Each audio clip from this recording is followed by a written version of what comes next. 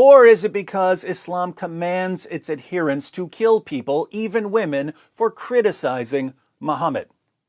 Let's read 3 passages. In Ibn Ishaq, pages 550 to 551, we read about various people Muhammad ordered his followers to kill. Another was Abdullah ibn Qatl of Banu Taym ibn Ghalib. He had become a Muslim, and the apostle sent him to collect the poor tax in company with one of the Ansar. He had with him a freed slave who served him. He was a Muslim. When they halted, he ordered the latter to kill a goat for him and prepare some food, and went to sleep. When he woke up, the man had done nothing, so he attacked and killed him and apostatized. He had 2 singing girls, Fartana and her friend, who used to sing satirical songs about the apostle, so he ordered that they should be killed with him. Muhammad ordered his followers to kill these singing girls for singing satirical songs about him. In Ibn Ishaq, page 676, we read about a woman named Asma bint Marwan. After Muhammad ordered his followers to murder a man who was more than 100 years old for making fun of Muhammad, Asma bint Marwan said that there should be retaliation against Muhammad for having people killed. Let's see how Muhammad responded. When the apostle heard what she had said, he said, "Who will rid me of Marwan's daughter?" Umar ibn Adi al-Khatmi, who was with him, heard him, and that very night he went to her house and killed her. In the morning he came to the apostle and told him what he had done, and he, Muhammad, said, "You have helped God and his apostle, O Umar." When he asked if he would have to bear any evil consequences, the apostle said, "2 goats won't butt their heads about her." So Umar went back to his people. You have helped God and his apostle, Umar, by doing what? By slaughtering this woman in the name of Allah. In Sunan Abu Dawud 4361, Muhammad makes it clear that brutally murdering a woman is perfectly acceptable as long as the woman made fun of him. It was narrated that Ikrimah said, "Ibn Abbas told us that a blind man had a female slave, she was his slave girl, who had borne him a child." So, like Muhammad, this man had sex with his slave girls, who reviled the Prophet and disparaged him. And he told her not to do that, but she did not stop. And he rebuked her, but she paid no heed. One night she started to disparage and revile the Prophet, so he took a dagger and put it in her stomach and pressed on it and killed her. There fell between her legs a child who was smeared with the blood that was there. The next morning mention of that was made to the Prophet, and he assembled the people and said, "By Allah, I adjure the man who did this to stand up." The blind man stood up and came through the people, trembling, and he came and sat before the Prophet. He said, "O Messenger of Allah, I am the one who did it. She used to revile you and disparage you, and I told her not to do it, but she did not stop, and I rebuked her, but she paid no heed. I have 2 sons from her, who are like 2 pearls, and she was good to me. Last night she started to revile you and disparage you, and I took a dagger and placed it on her stomach, and I pressed on it until I killed her." The Prophet said, "Bear witness that no retaliation is due for her blood." Notice this guy went full vigilante.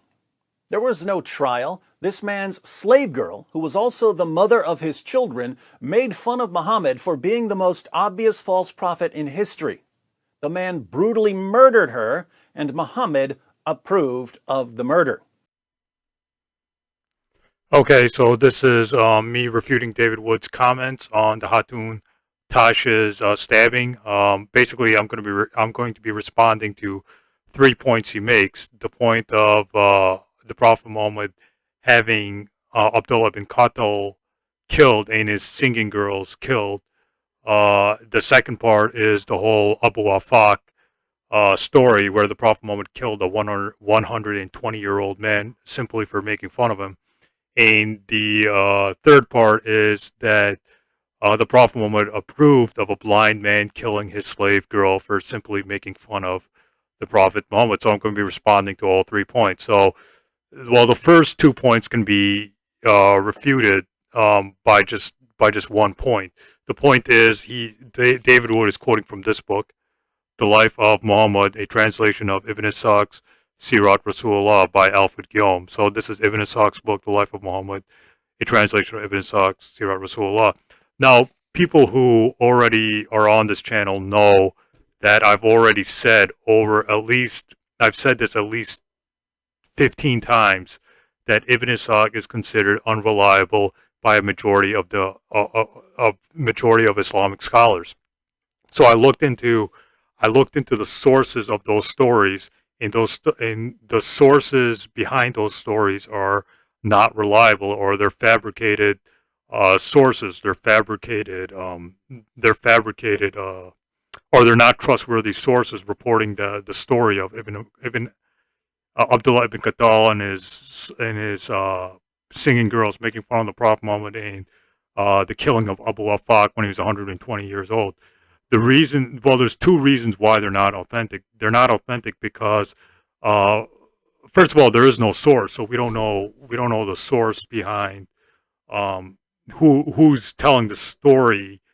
Who's telling those stories? We don't know who's telling those stories. Ibn Ishaq doesn't name his source, so that makes the story unreliable or not authentic. That's the first point. The second point is, even if there are sources, those sources are not trustworthy.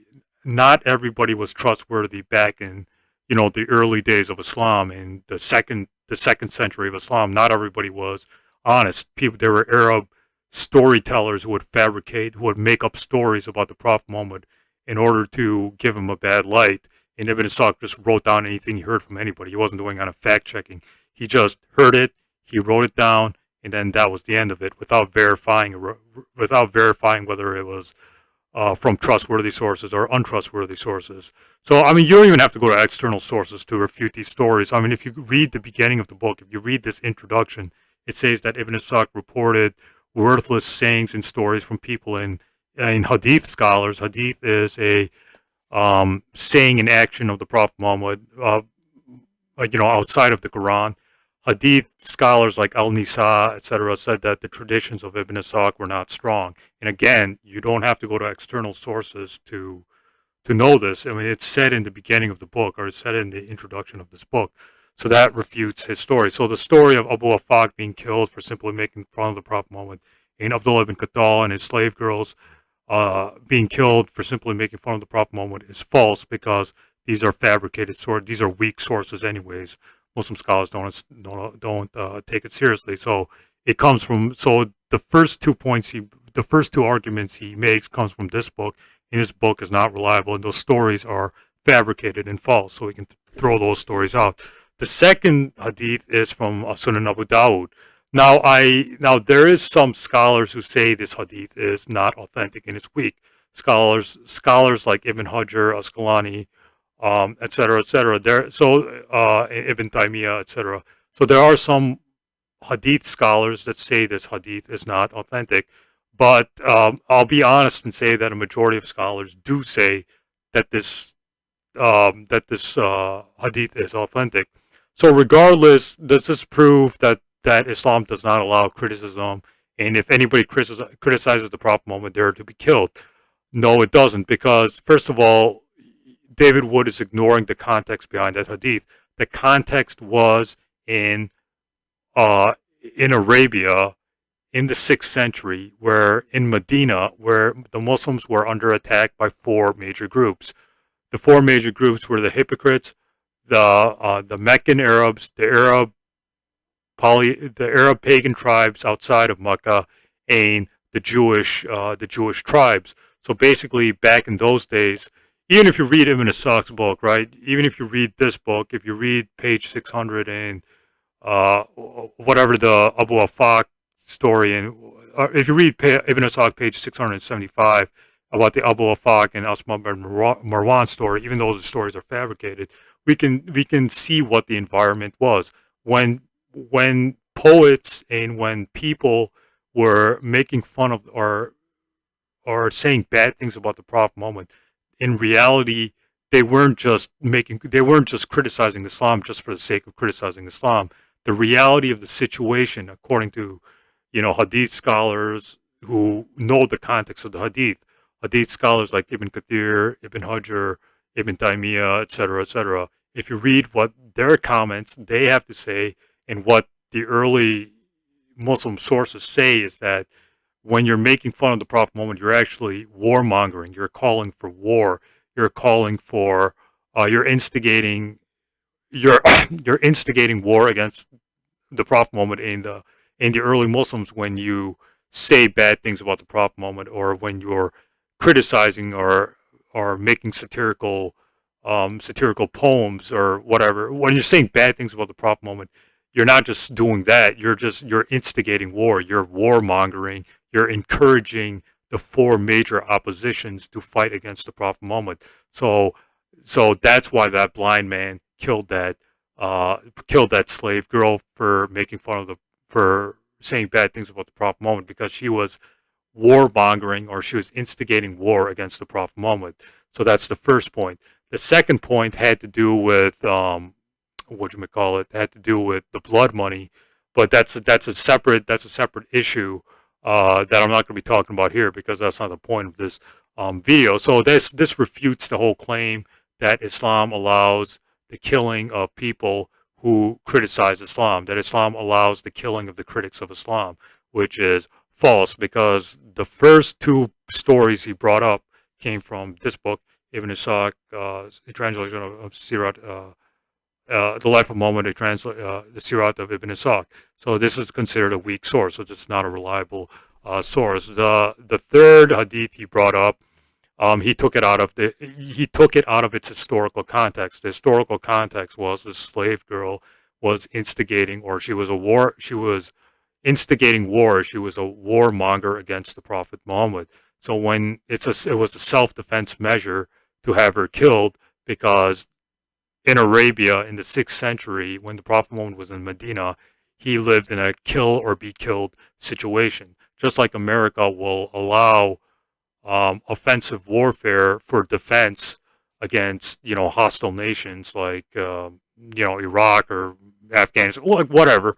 It looks like America will defend itself from potential threats. The Prophet Muhammad also had to protect himself and the early Muslim community from potential threats. So this is just my refutation of David Wood. When David Wood says something, always fact check it, because like 90% of what he says is false bullshit anyways. Stay tuned. More videos to come.